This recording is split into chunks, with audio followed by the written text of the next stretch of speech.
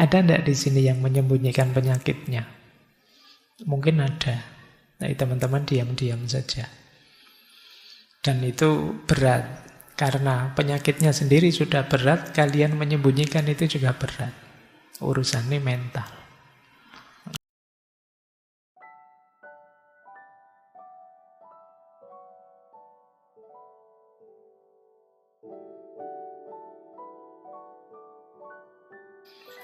Baik, bismillah, kita mulai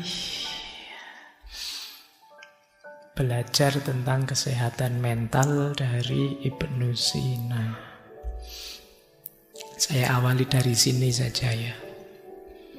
Jadi Ibnu Sina itu punya kategori kondisi tubuh kita, kondisi diri kita itu 3. Kita kan selalu menyebutnya hanya 2. Kalau tidak sehat ya sakit.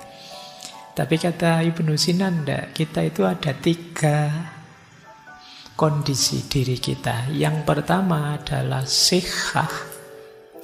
Kalau ini ya jelas sehat. Yang kedua marid. Marid itu sakit. Sehat itu apa? Beliau mendefinisikan sehat itu tubuh kita sesuai tabiat dan susunannya, kemudian kinerjanya normal. Itu sehat. Jadi kondisinya natural, kinerjanya normal. Itu sehat.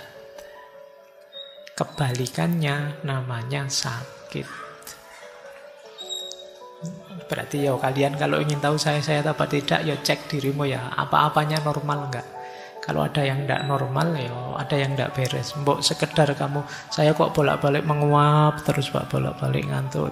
Mungkin ada yang tidak normal juga. Padahal tadi sudah tidur, itu berarti nggak normal. Pokoknya kinerjanya normal, situasinya alami, natural, tabiatnya dan susunannya normal, berarti kita sehat. Kalau tidak begitu, berarti kita sakit. Termasuk nanti jiwamu. Cuma beliau nambah 1 kategori lagi. Ini kategori tengah-tengah. Laisat bisihah wala marot. Disebut sehat tidak bisa, disebut sakit juga tidak bisa. Jadi kalau disebut sakit, gejalanya belum muncul. Tapi kalau disebut sehat, kok rasanya ada yang tidak beres dengan diri kita. Nah, ini kalian dapat kategori lagi ya. Kadang-kadang kalau ketemu teman itu, gimana kabarnya, sehat? Itu boleh kalian yo jawab, rasanya sehat juga ndak, tapi sakit juga ndak. Itu kategori ketiga itu.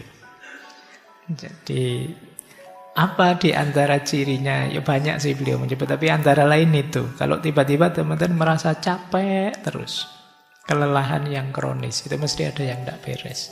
Apakah itu karena mental atau karena fisik yang tidak beres? Itu biasanya kalian rasanya capek. Perasaan istirahat cukup, makan cukup, tapi rasanya kok lemes terus ya. Mungkin ada yang tidak beres. Kemudian juga stres. Tidak ada apa-apa kok rasanya stres terus ya. Cemas terus. Pikiran ini rasanya nggak ada tenang-tenangnya. Padahal juga tidak ada apa-apa. Entah karena apa. Padahal sudah belajar stoik berbulan-bulan. Kamu kan andalanmu stoikisme hari ini. Teori stoik saya hafal Pak. Tapi ya menjalankannya tetap gelisah terus saya.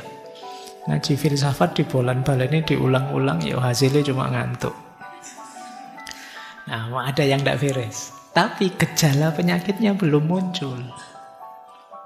Jadi misalnya diperiksakan mungkin ya kalau ke puskesmas belum ketemu. Mungkin perlu spesialis yang apa yang bisa menemukan. Ini yang disebut laisat bisihah wala marot.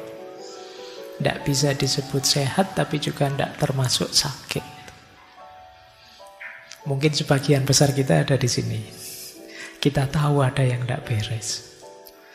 Tapi ya belum ketemu. Atau jangan-jangan sebenarnya kita sakit tapi tidak ngaku. Ada tidak di sini yang menyembunyikan penyakitnya? Mungkin ada. Nah, teman-teman diam-diam saja. Dan itu berat. Karena penyakitnya sendiri sudah berat, kalian menyembunyikan itu juga berat. Urusannya mental. Nah, siap-siap ya, hati-hati. Dan itu kalian sendiri yang tahu kok. Tidak akan saya tanya satu-satu. Tapi ayo kita sayangi diri kita. Baik. Jadi ini ya kondisi tubuh kita hari ini, sehat, sakit, atau antara-antara. Sehat juga enggak, sakit juga enggak. Kita lanjutkan. Tema kita malam hari ini lebih ke kesehatan mental. Kalau tubuh yang sakit mungkin ya ke dokter, karena kita bukan dokter jadi enggak tahu. Tapi mental sehat, itu mungkin kita bisa mengidentifikasi. Kalau di Ibnu Sina, secara umum orang mentalnya sehat itu cirinya 4. Yang pertama, emosinya stabil. Yang kedua, pikirannya jernih. Yang ketiga, lahir batinnya harmonis, jiwa dan tubuhnya selaras. Dan yang keempat, bisa menghidupkan spiritualitas dan moralitas. Jadi ini berhubungan dengan diri kita.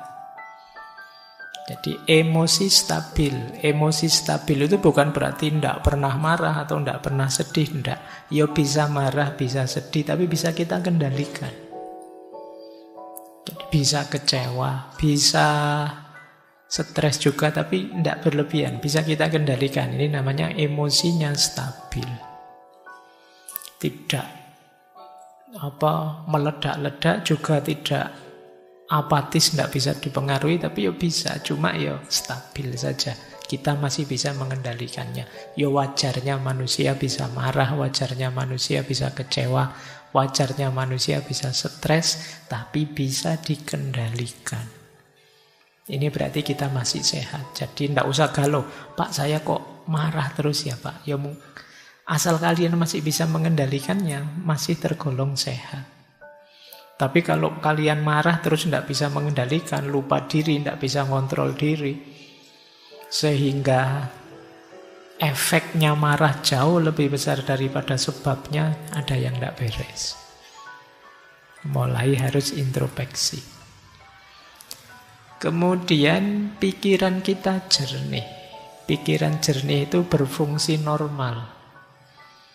Jadi bukan berarti harus pinter selevel para filosof, tidak begitu. Pikiran jernih itu bisa kita pakai untuk hidup sehari-hari, untuk hidup normal.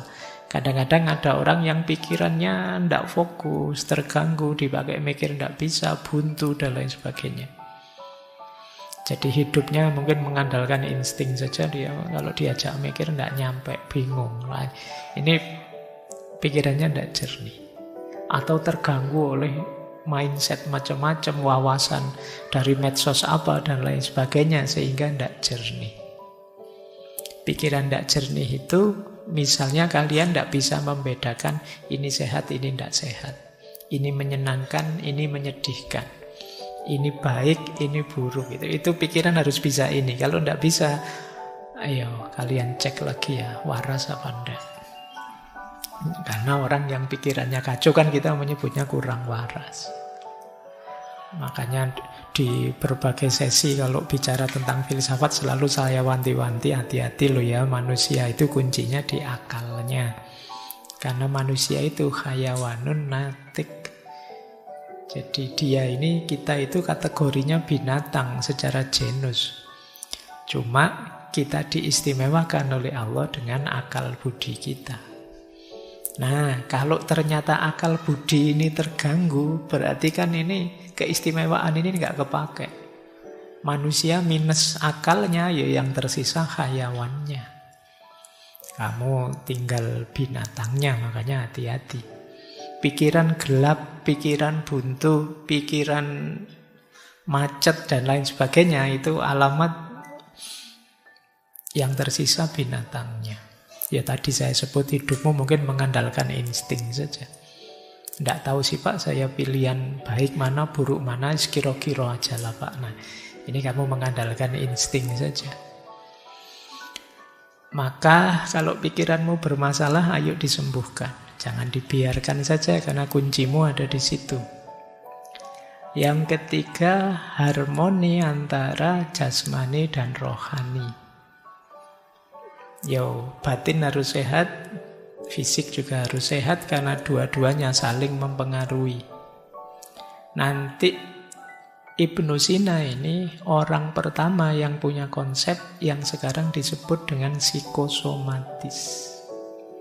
Jadi jangan dikira mental itu, batin itu tidak mempengaruhi fisik dan juga sebaliknya. Dua-duanya saling mempengaruhi. Kalau mentalmu sedang galau, sedang kacau, lama-lama bisa saja itu kena fisik. Nah, kalau kalian kan biasanya pakai istilah kena mental. Nah, bisa saja dari kena mental lanjutannya kena fisik. Sakit beneran. Pernah enggak kalian ngalami apa-apa nilaimu tiba-tiba drop, jatuh, terus pulang-pulang kamu ngereges? Panas badanmu. Nah, itu jenis bagaimana kondisi mental bisa mempengaruhi fisik. Nah, nanti teorinya panjang dari Ibnu Sina. Dan yang keempat, jangan lupa batin kita itu ada unsur spiritualitas. Ada fitrah religiositas. Ada nurani yang mendorong kita untuk bermoral. Ini juga harus hidup. Kalau ini tidak hidup, ada yang hilang dari kemanusiaan kita. Jadi kalau kalian hanya fokus di 3 yang atas, lupa bahwa kita punya spiritual, ada unsur moralitasnya, ya nanti ada bagian tertentu hidupmu yang hilang. Itu kadang orang merasa hampa, merasa jemu, merasa tidak bermakna, dan lain sebagainya. Karena urusan makna hidup, kedalaman hidup itu adanya di spiritualitas. Jadi ayo dicek kalian termasuk mentalnya sehat apa tidak. Kalau tidak, ayo diobati pelan-pelan. Karena sulit kalian bisa sukses kalau dalammu tidak sehat, mentalnya tidak sehat.